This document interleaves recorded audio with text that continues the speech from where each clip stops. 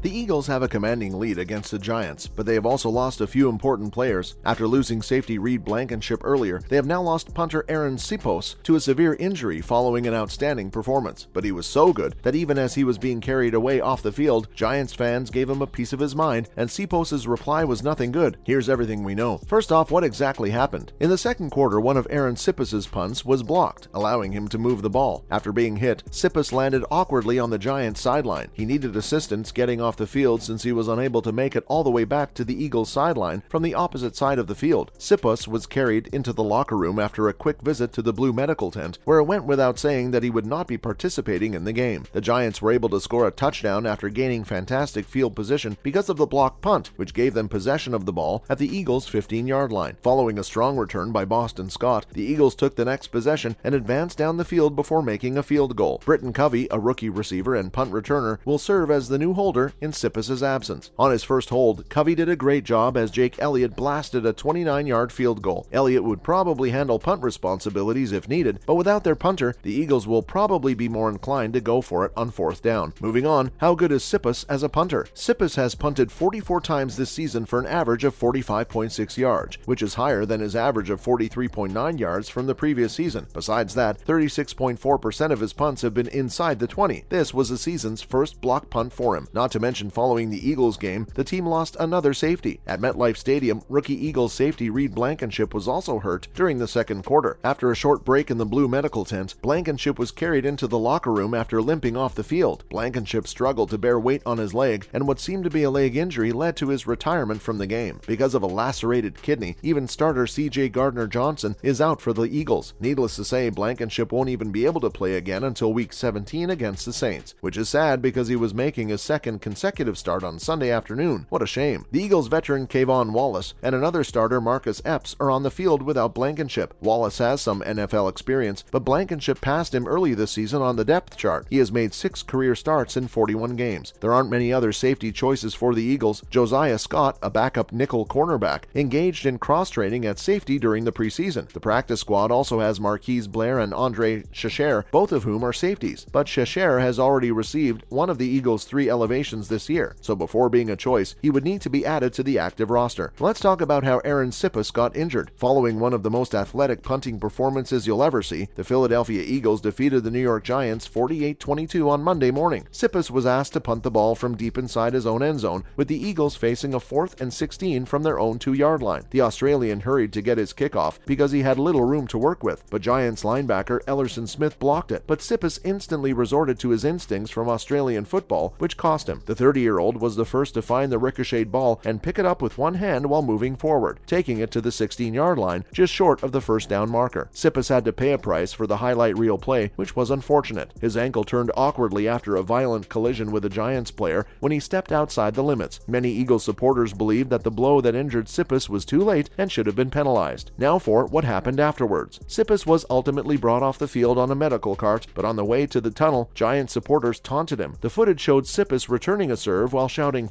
and using some strong language. The Giants fans were insulted specifically with Siposs left the field for the rest of the game and was later seen on crutches and wearing a moon boot. The Australian will be eager to bounce back from the setback in his injury as quickly as possible because the Eagles are currently 12-1 on the season and in a position to challenge for the Super Bowl. The real question is, who will replace him? Let's talk about the replacement options for the Eagles. NFL teams don't usually need to think about punter replacement possibilities, but unfortunately the Philadelphia Eagles are in that situation. The Eagles' playoff clinching victory over the New York Giants 48-22 came at a price. After having a punt blocked, returning it, and taking a hard hit before reaching the first down marker, punter Arryn Siposs is rumored to be out, and nobody really knows for how long. The Eagles are in need of a punter, and there are 3 possible candidates they might look at. One of them is Brett Kern, who is a great option and has already been booked for a workout with the squad soon. An ex-All-Pro and Pro Bowl player, Kern was fired from the Titans this summer after Ryan Stonehouse beat him out in camp. He has also played in postseason games and has consistently showcased a strong leg. Will he do well if he signs in Philadelphia? With the temperature being much cooler than in Tennessee, that'll probably be something to consider too. Jordan Berry is another possibility who, like Kern, hasn't yet played in 2022 and is younger than many of the available free agents. Although he doesn't have the strongest leg, he has a history of successfully trapping opponents inside the 20-yard line, which is key for the 2022 Eagles. Another punter with extensive NFL experience who recently won a Super Bowl with the Chiefs, Dustin Colquitt, may be a third choice. Despite being 39 years old, he has an average leg and good accuracy inside the 20. Next up, why Philadelphia has clearer path to number 1 seed in NFC. With their victory over the Giants in Week 14, the Eagles became the first NFL club to guarantee a spot in the playoffs for the 2022 campaign. Thanks to amazing performances from Jalen Hurts with 2 throwing touchdowns and 1 running touchdown, and Miles Sanders with 2 rushing scores, Philadelphia defeated their divisional rival easily. There was never any question about the 48-22 win. The Eagles can now concentrate on completing their next major objective, which is securing the NFC East Division Championship and the top seed in the conference, now that they have a postseason berth under their belt. It just got simpler for them to accomplish it in Week 14. Moving on, who can challenge the Eagles for the NFC's number 1 seed? Realistically, the Cowboys and the Vikings are the only 2 teams challenging the Eagles for the top seed in the NFC playoffs. While both clubs are still within reach, they would need to make up a lot of ground in the next 4 games of the season. Each club will find it challenging to catch the Eagles for a few reasons. With a 10-2 record going into Week 14, the Vikings were only 1 game behind the Eagles in the NFC playoff race. But with their victory and the Vikings' 34-23 defeat to the Lions, the Eagles' advantage grew to 2 games. The Vikings are still in charge of the NFC North, but considering that they are behind the Eagles in a critical tiebreaker, it's unlikely that they'll be able to narrow the gap on them. In Week 2, the Eagles defeated the Vikings 24-7. This indicates that in any 2-way postseason tiebreaker, the Eagles will finish ahead of the Vikings. To surpass the Eagles for any seed, Minnesota would need to have a better record than Philadelphia at the end of the season. For Minnesota to catch up in the standings in just 4 weeks, they would need to win 3 additional games. Let's talk about why it'll be hard for the Cowboys to catch the Eagles. Due to Dallas's remaining matches against Philadelphia, they have a higher chance of overtaking the Eagles while maintaining the same record as the Vikings. That being said, the Eagles defeated their opponent 26-17 in Week 6 to move ahead of the Cowboys in the NFC East rankings by 2 games. The Cowboys have minimal room for error in their attempt to pass the Eagles, and a victory over the Eagles is almost certainly required in order to avoid using the division record as a tiebreaker. The Eagles would have to lose all 3 of their other games, including a showdown against the Bears in Week 15 if the Cowboys are unable to pull off the victory. Dallas's prospects don't seem to be great because it seems unlikely. Last but not least, the Eagles' path to the NFC's number 1 seed. The Eagles have a strong remaining schedule as they attempt to secure the top seed and are in control of their own fate as they get ready for the last 4 weeks of the 2022 NFL season. Over the following 4 weeks, the Eagles will face 4 NFC opponents, including 2 division rivals, in Week 15 against the Bears, Week 16 against the Cowboys, 17 against the Saints, and Week 18 against the Giants. These opponents have a combined record of 24-27-1, so that stretch isn't going to be easy. The most challenging game will be the one against the Cowboys. In comparison to the Bears, Saints, and Giants, the Eagles ought to have an advantage. In Week 15, the Eagles won't be able to secure the NFC East or the top seed, since the Cowboys will still be in the running even if they lose. But if they win their game against the Bears, they should be in a position to clinch in Week 16. But what do you think? Let us know in the comments below. That's it for today. If you liked the video, please leave a like, share, and subscribe to our channel for more like this.